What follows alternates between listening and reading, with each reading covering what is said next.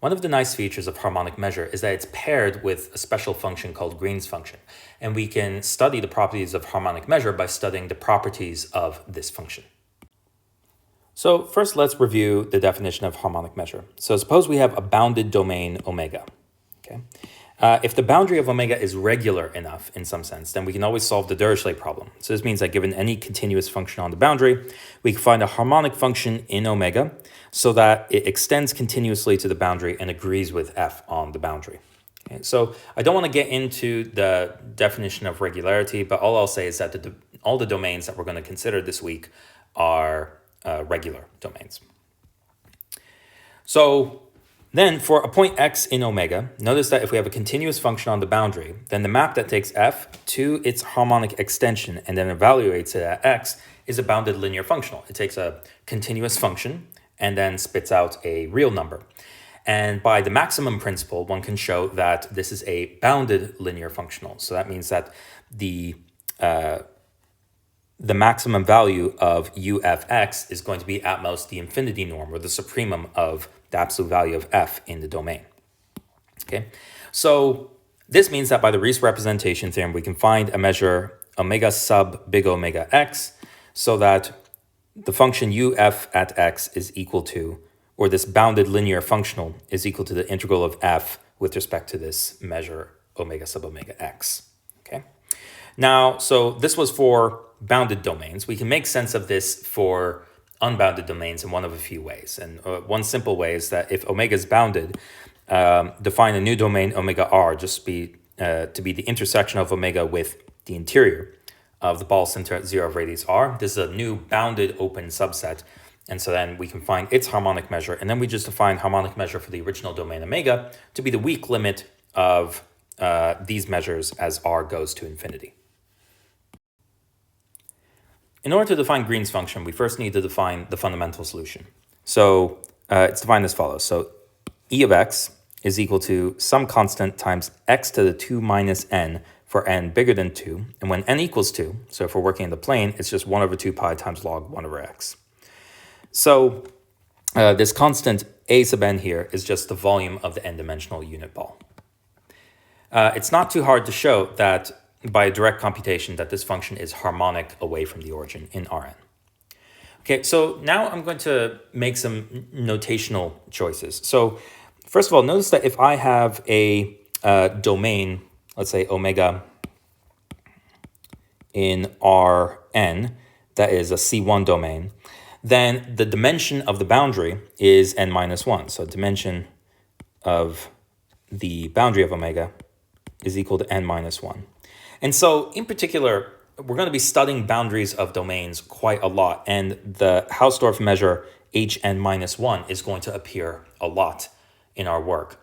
So to simplify notation a little bit and to not have to write n minus 1 all the time, what we're going to do instead is actually just replace n with d plus 1. And we're going to work in our d plus 1. So whenever we have, for example, a domain with smooth boundary or rectifiable boundary, then the dimension of the boundary is just always d.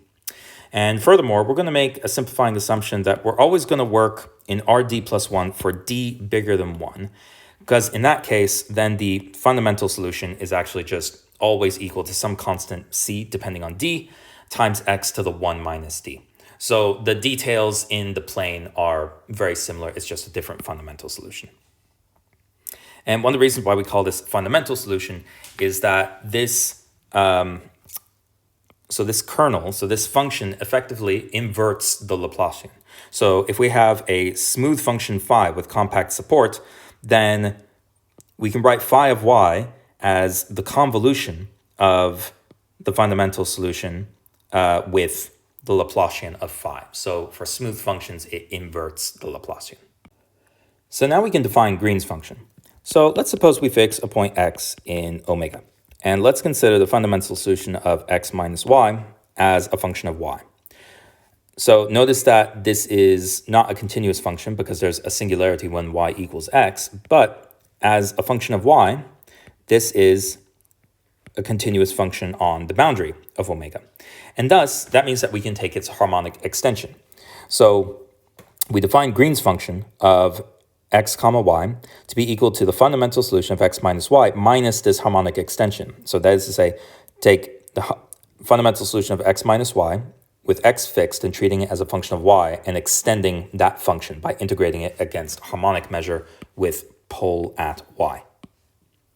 All right, so let's fix x and omega. Then this function has a few properties. So first of all, it is, as a function of y, it's harmonic in the domain omega minus x. So that's because, as we saw earlier, this is a harmonic function when the argument of e is non-zero. So as a function of y, this is harmonic everywhere in Euclidean space where y is not equal to x.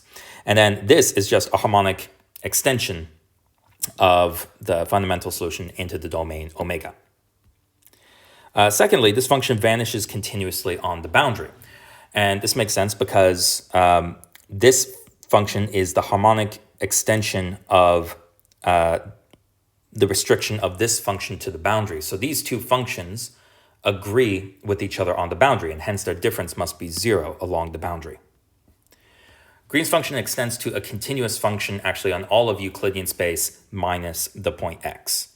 So this is because it equals zero on the boundary, and then you just define it to be zero outside the domain omega. And finally, there's also a symmetry property in the variables. You can actually show that Green's function of xy is equal to Green's function of yx. So we won't prove these properties, but we'll take these things for granted. And the fundamental lemma that links the Green's function with harmonic measure is the following identity, which we're going to depend on later on. So suppose we have a point x in omega, and we have some C infinity function with compact support that is equal to 0 at x. Then the integral of phi with respect to harmonic measure is the same thing as taking the integral in omega of Laplacian of y against the Green's function of x comma y, integrating with respect to y.